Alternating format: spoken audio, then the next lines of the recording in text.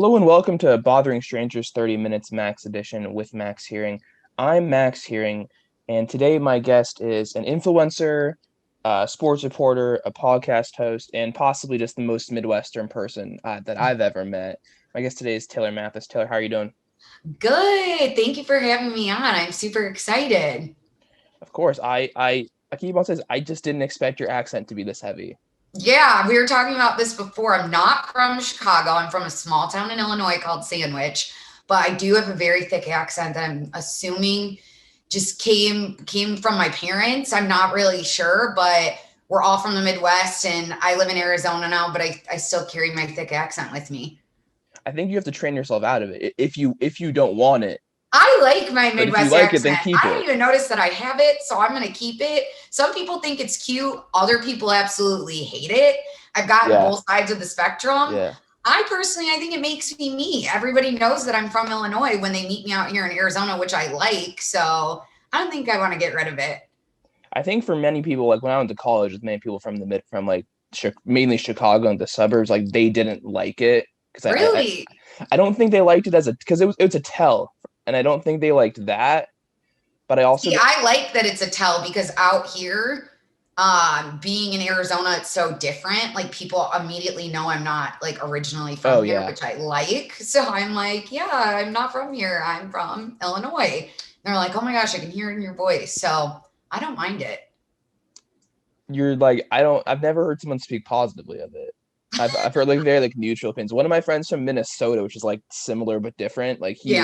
he literally trained himself out of an accent. Wow. All right. So he sounds like he has like this like a coastal accent, and he just didn't like it.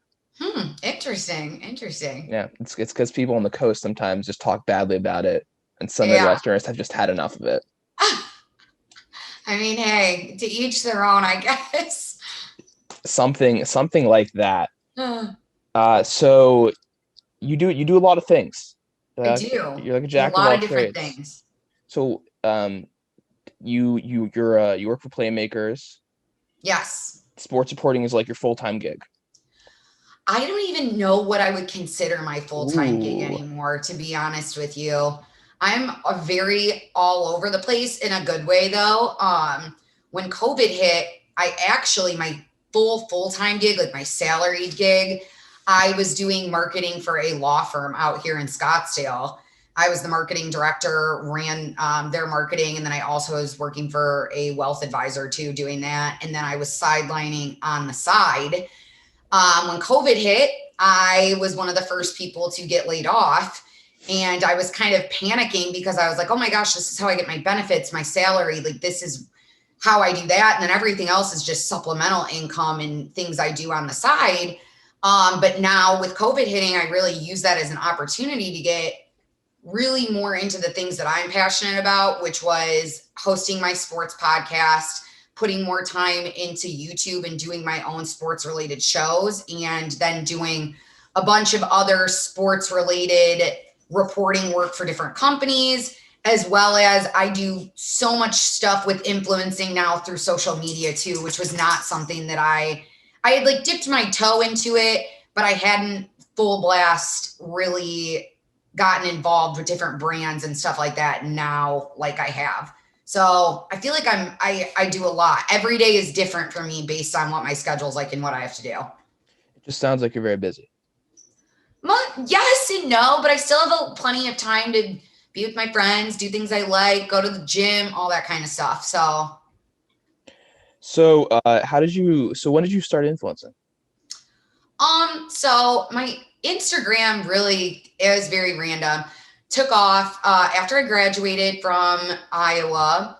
My second sports reporting job was for a television station doing sports in Nebraska. And when I moved to Nebraska, I was making barely anything, working full time, doing TV reporting. And I knew I kind of had to, grind, get my foot in the door in the industry, that type of thing, before I'd be able to move up. So I was working in Nebraska, and I happened to be the only female in the entire state that was covering sports. And I was a tiny, like a little blonde girl, and I kind of stuck out like a sore thumb compared to all like the older dudes that had been in the Nebraska sports world for so long. And it really started building my following on its own from that.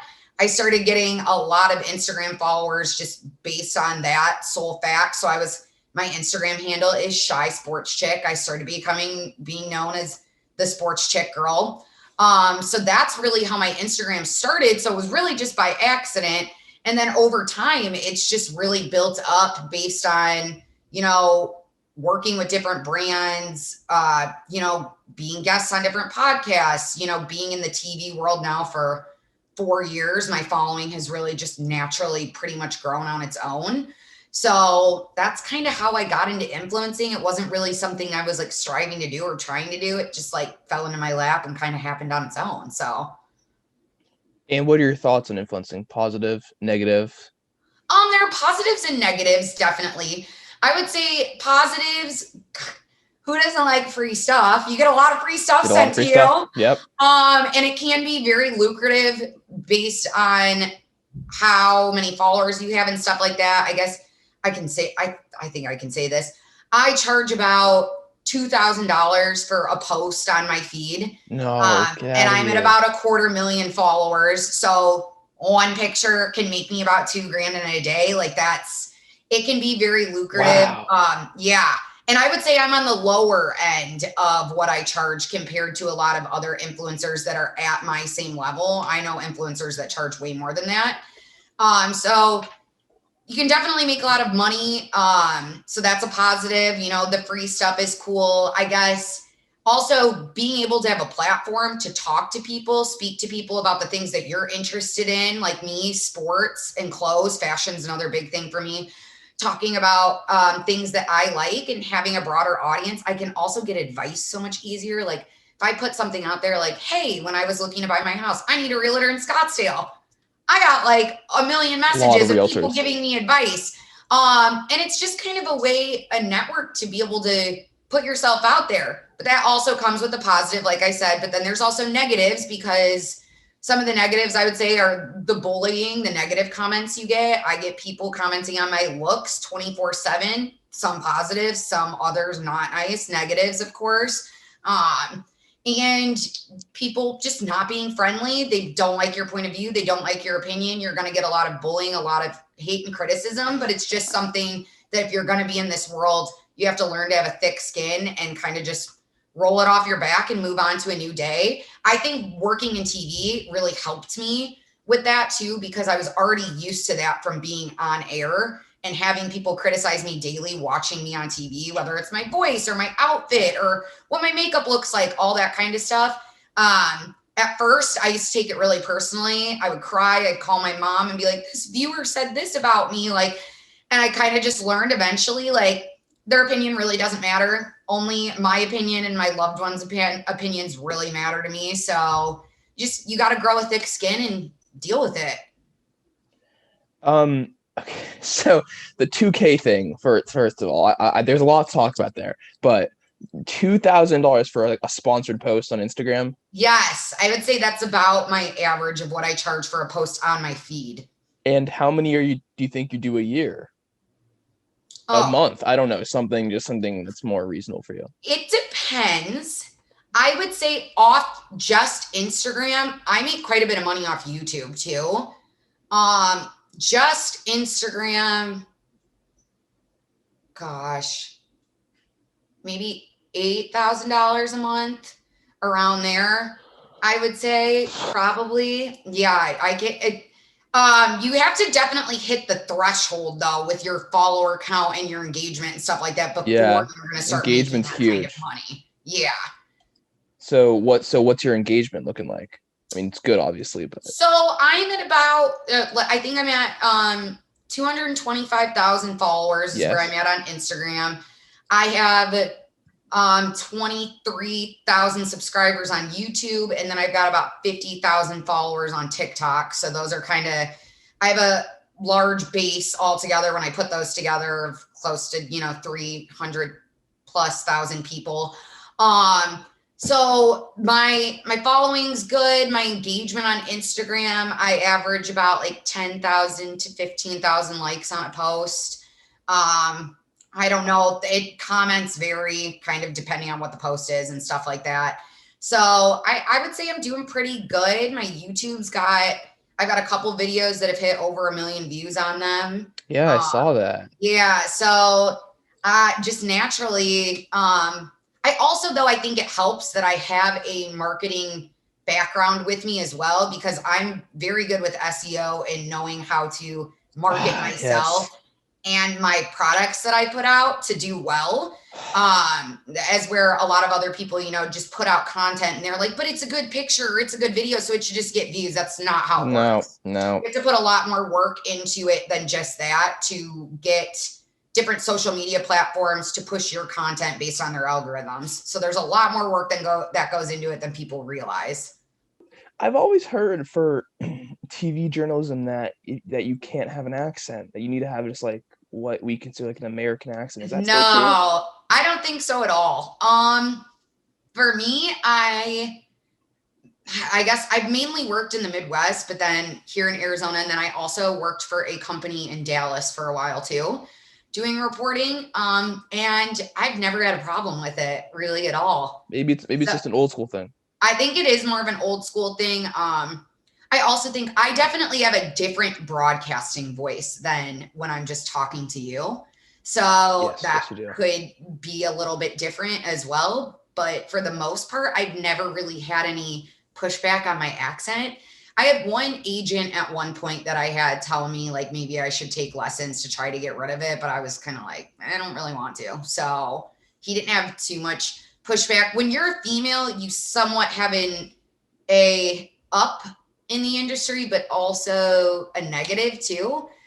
Being a girl that's involved in sports, it's few and far between compared to men that are trying to make it in the industry. Yeah. So that helps. But at the same time, you're going to face a lot more criticism because people are going to assume you don't know anything. So you've got to be really on top of your stuff, as well as you have to deal with a lot more criticism about your looks and stuff that men do not get.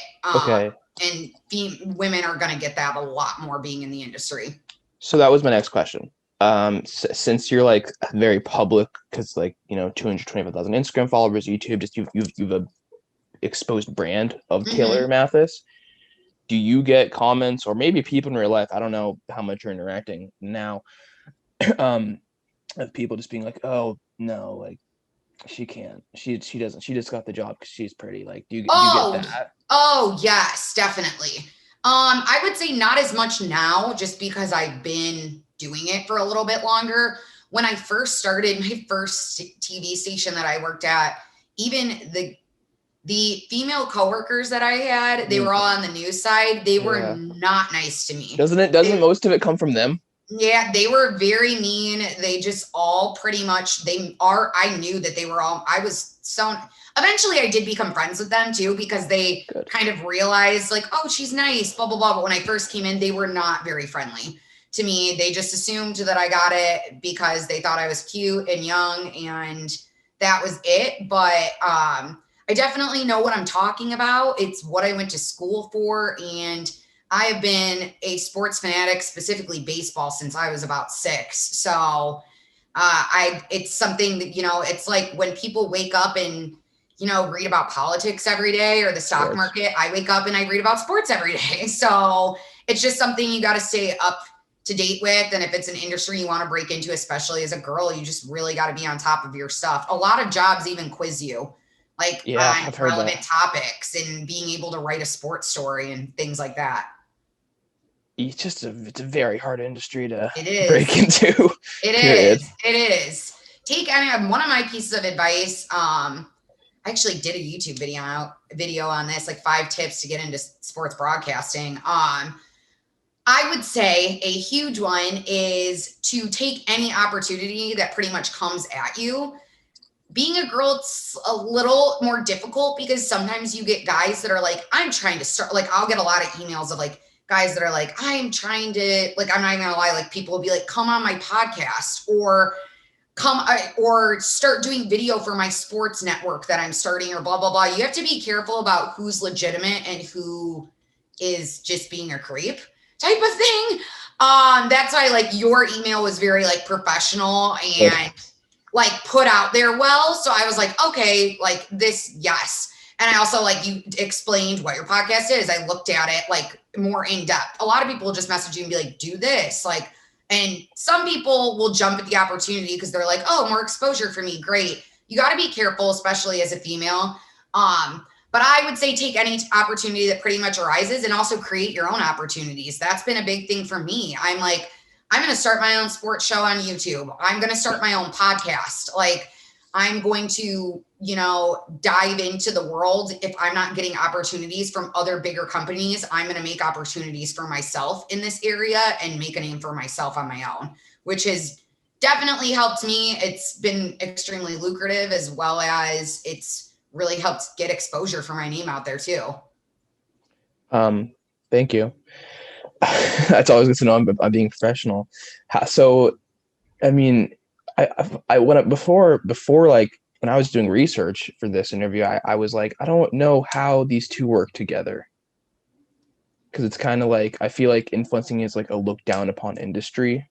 Really? Oftentimes, not always, but like, I feel like oftentimes like felt like your type of influencing, like fashion influence, I'm gonna call it, is sometimes like looked down upon. I could see that to an extent sometimes. I think more and more as people are getting into this world, it's not as looked down. I feel like more and more people are doing it all the time. So it's not as, I guess, looked down upon as it was before. I think that for me, like, I would be stupid not to take the opportunity to do both things while I can. So I'm just like, any opportunity that comes my way, if it fits my brand though, I will do it, but I'm not going to just take any old opportunity just to make money type of thing. It really has to be something that I feel like I believe in. It's going to fit. Like my podcast, it's a sports podcast, along with, we talk to athletes about their dating lives. So, Oh wow, that's really yeah, smart. yeah, it's fun. It started out as more of like a hobby. Like I said, I was like, I'm not making any money off of this, but I really want to do this. I want to do a sports podcast. It's grown. We've got 3 to 4 sponsors at all times now. I make great money off my podcast. It's also so fun to do. So like all of our sponsors for that podcast correlate to our brand of sports. Like we have a sports betting app is one of our current sponsors. And then Manscaped. I don't know if you've ever heard of them. Oh no, like I see their ads all the time. Manscaped is that's our biggest sponsor actually. So it really is geared towards the people that are listening. We're not just going to we've had tons of other offers from other companies, but it doesn't really mesh with our brand and with sports. And most of our listeners, because it's sports related, are men. If it doesn't go with that, we're like, there's no point in pushing it. Eventually they're going to they're going to want to cut the contract anyway, because they won't see as much of a return. So, yeah, I think just you have to make a name for yourself in your own way. And that's kind of what I've done. I correlate the fact that I know that some guys find me cute, and I'm going to use that to my advantage. And I can also talk sports. So why not use it and make it work? It's brilliant. It's because like it's like awareness levels like up here, it's awareness level 100. Yeah. I try. No, because it's like, what am I even saying right now? It's just, I think it's so smart to be like, this is who I am, and I'm going to use it to my advantage. Like, yeah, if I could do that, I would do it. I think also for me, I was very nerdy in high school growing up. And that's also really helped me because I was valedictorian in high school. Wow. Super into school. I went to college on an academic scholarship. Like I am very invested in my academics, and I was always kind of like, everybody says I've always kind of had like ugly duckling syndrome. I hate you saying that, but it's kind of true. Like I was very nerdy. Boys were not interested in me. I just did my own thing. I focused on school. I focused on extracurriculars, and that was it. And I knew once I graduated high school, I was going to move on and be out of my town and everything like that. And then when I got into college, I guess I kind of blossomed, or whatever you want to use the word is for it. And that's kind of like helped me to my advantage because I think I try to be, at least on my social media platforms, really genuine and just like down to earth in myself. As we're like a lot of other girls that are influencers won't talk with people that DM them or really acknowledge anybody else. And I'm definitely not like that. I try to answer everybody. If you have a legitimate question, you're not being a weirdo, I will respond. Like, I try to do lives so people can get to know my personality. And I don't just only solely post like selfies of myself on my feed. Like, there are pictures of me with my friends, my family. Like, I try to show my life as it is as a real person. I'm not just an influencer. So I think that's really helped my brand as well, just trying to be like genuinely myself. And it's worked wonders. So That's what they always say, right? They yeah, always say that you're just supposed to be yourself, and then eventually something will shine through. right. And I don't know. I guess people probably look at your account, I would feel like, and they're gonna think that like it was quick. It doesn't seem. Meaning the growth of it. Yeah. It was relatively, I would say, I think my first year when I worked in Nebraska, I was at about 40,000 followers. Oh wow. So it did kind of grow quick. And that's when I kind of started getting some companies that would like reach out to me and like, I don't know if you've ever heard of Bro Bible, but they like wrote an Yeah, article yeah. on I've me heard about about being Bible. the social media sports girl and like stuff like that. Which really grew my brand. And then I had like the Chive reach out to me and they Hmm. also did an article on me, same type of thing. So like those also helped my numbers like Yeah. exponentially grew when both of those articles came out. Then TFM did an article on me about being like the social media sports girl. So those all really helped grow my following like as well. So then I would say, gosh, my following has really only been big for probably about 3.5, 4 years, maybe. I would say after about 2 years, I probably like broke the 100K mark. And then last year I grew a lot and I surpassed 200K. And then I've probably so far this year in 2021, I gained about like 8,000 followers, not a whole lot so far. So it kind of takes time. I wish it would even grow faster, but like, it is what it is. And I'm also like, I'm getting older. So I've got to start thinking about how much more longevity I guess I have doing Ah, exactly what I do. yes. Um, I mean, I know like there are people out there that like do it into their 30s and all that kind of stuff, but I think I definitely have to probably, I will always keep doing it, but I might have to kind of switch my focus a little bit. Like right now, I do a lot of bathing suit stuff and things like that. And like, I don't know how much longer I'm really going to want to do that at 28 right now. Right. So I have to think about that as well. I think that's why really started the podcast, started my show on YouTube called Taylor Talks, gearing more towards my sports side of things and pulling back more on those things, even though I get a lot of cool offers to do stuff like that too. I'm still going to continue it, but I think it's just something that I've kind of taken a little bit step back from in comparison to all the sports stuff I've been doing lately. Do you ever feel conflicted, like, because like when like on your Instagram, with sponsored ads, you do like bikini companies, lingerie companies. Mm-hmm. Do you ever feel like that detracts from you being taken seriously in the Definitely. sports world? I do. I think that sometimes it can distract from me being taken seriously as a reporter. But I also feel like I've created like my own niche in a way for myself. Like I'm a reporter and I do know my shit, but I don't know if I could say shit on here, You but can, yes, it's allowed. I do know my stuff, but I also think I lean on the sexier side than most reporters do. But I also have always said, I never, like, people be like, what's your dream job in reporting? It would never be to work for ESPN or anything like that. That's not my dream. I don't want to be in a corporate setting like that. My dream job is something like Barstool, which is where I feel like I would fit perfectly. That is That's pretty on brand. yeah, that is me. That is like what I want to do. Like, I want to be able to say what I want, talk about what I want, not have to have a filter all the time and worry about how people are viewing me or seeing me, things like that. So like, that's really more what aligns with me. And I've always said that. So I like that I kind of have a bit of an edgier side to me that's different than a lot of other reporters that are very cookie cutter, which is great. Nothing against that. I just, for myself, don't really see that aligning with like me. So that's just kind of more like where I lean. That's I didn't expect that because obviously everyone looks to like, in the sports No. or reporting what's like ESPN or Fox Sports now.